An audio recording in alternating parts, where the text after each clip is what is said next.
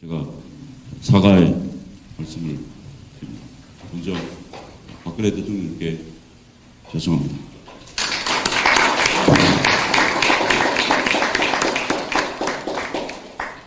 국민 여러분, 송구합니다.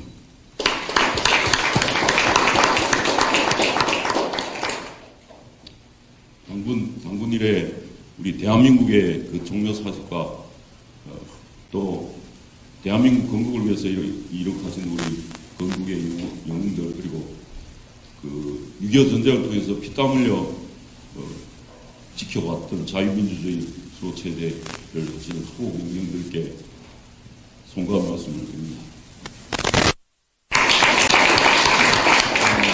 작년 1월 29일에 조선일보 최고식 기자 만난 사람, 거기에 탄핵 관련 인터뷰를 한 적이 있습니다.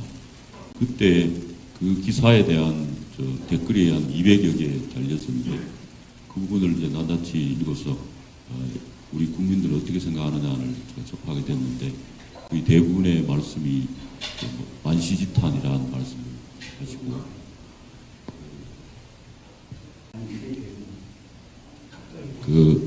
그리고 그것이 당시에 양심선언을 하고 하지 그러냐, 그런 말씀을 하셨습니다.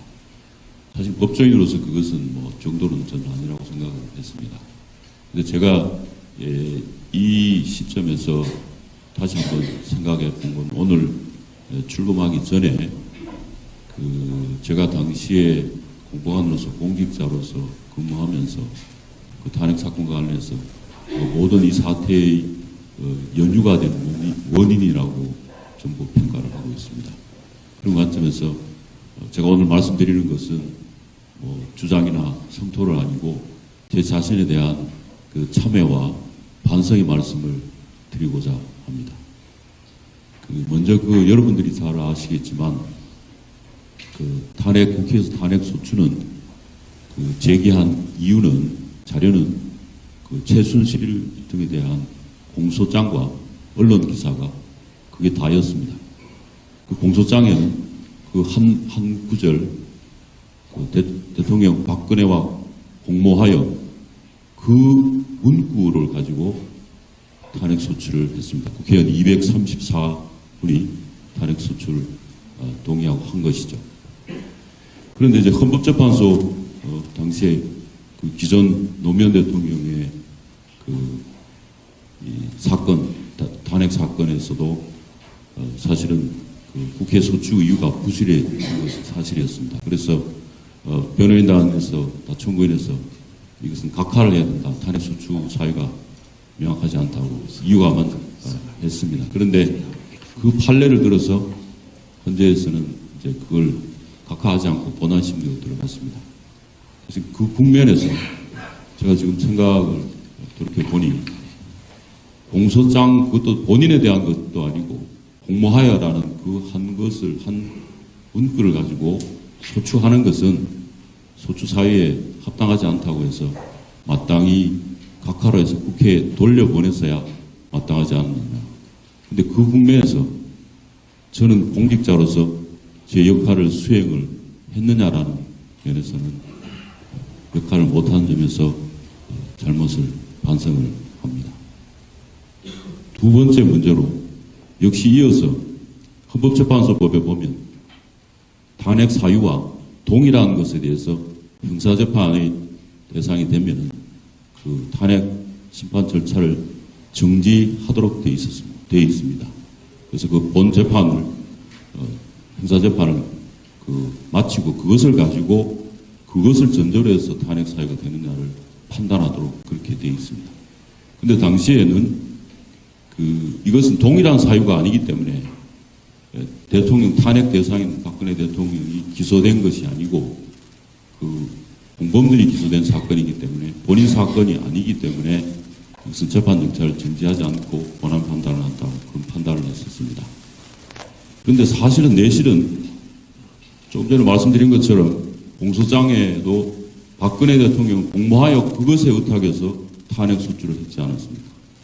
그렇다면 그 사건의 본질, 공모관계가 있는지, 또 본 사건에 대한과 관계가 어떤 역할, 그것이 있는지에 대해서는 충분한 심의를 거쳐서 확정된 것을 전제로 해서 그렇게 됐을 때 탄핵 사유가 되는 것을 판단하는 것이 법리적으로 맞습니다.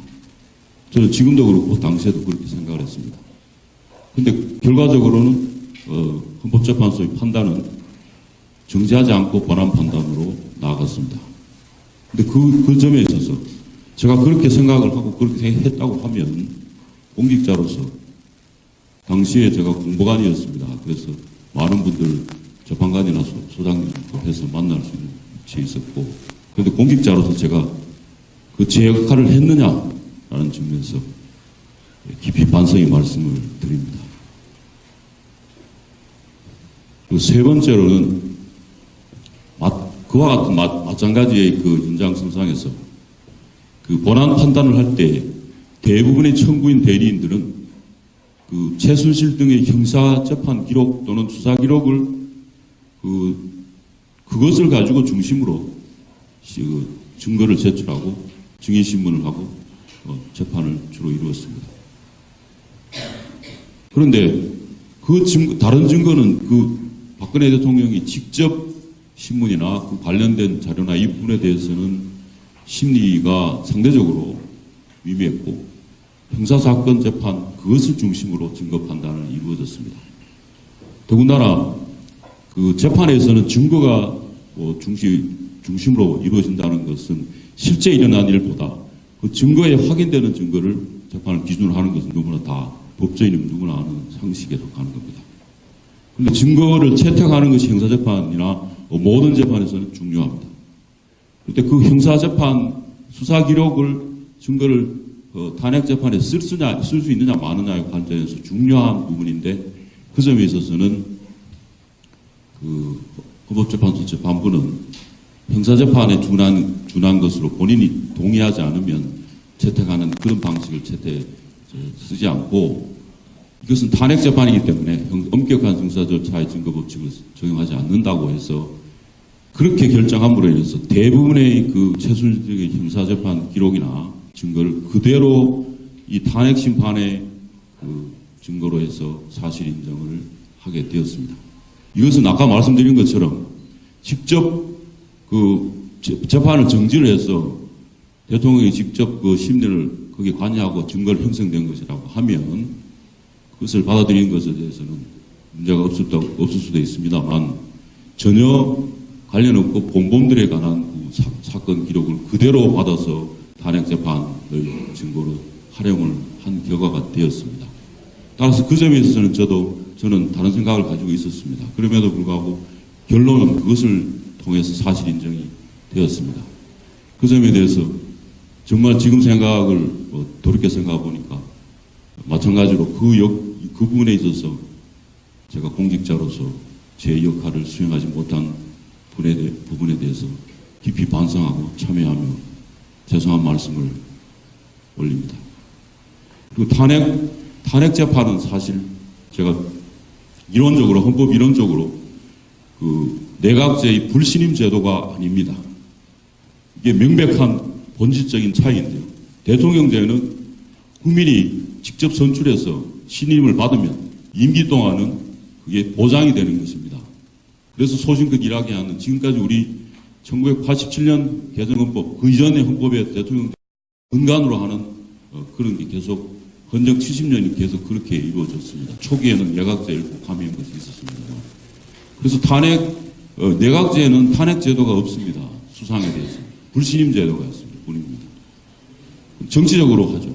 근데 대통령제 국가에서는 탄핵 제도는 명백히 불신임 제도가 아닙니다. 따라서 헌법이나 법률에 중대한 위반이 있을 때, 지난번 노무현 대통령 때 헌법재판소가 명시적으로 판시를 했습니다.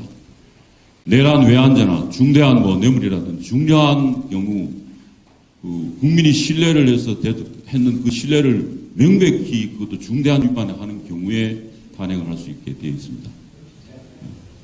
그러나 제가 생각하기에는 그것은 정치적 이 헌법재판소의 탄핵 제도를 마치 불신임 제도로 결과적으로 불신임 제도인 것으로 해서 재판은 결론이 있는 것이 아닌가 그런 생각을 당시에도 가졌고 지금도 가졌습니다. 그러나 생각만 가지고 무엇합니까? 제가 사실 그 당시에는 공직자의 위치에 있으면서 그것에 대해서 제대로 설파를 하고 주장을 하고 또 역할을 마땅히 진력을 다해 했어야 되는데 단순한 리포트의 역할만 했습니다. 예, 배보윤 변호사님께서 오늘 정말 놀랍고 용기 있는 말씀을 해주셨습니다. 오늘 말씀은 제가 볼 땐 정말 중요한 역사의 기록으로 남으리라 확신합니다. 여기 계신 그 유튜버 분들께서도 이 말씀 정말 중요한 말씀이거든요.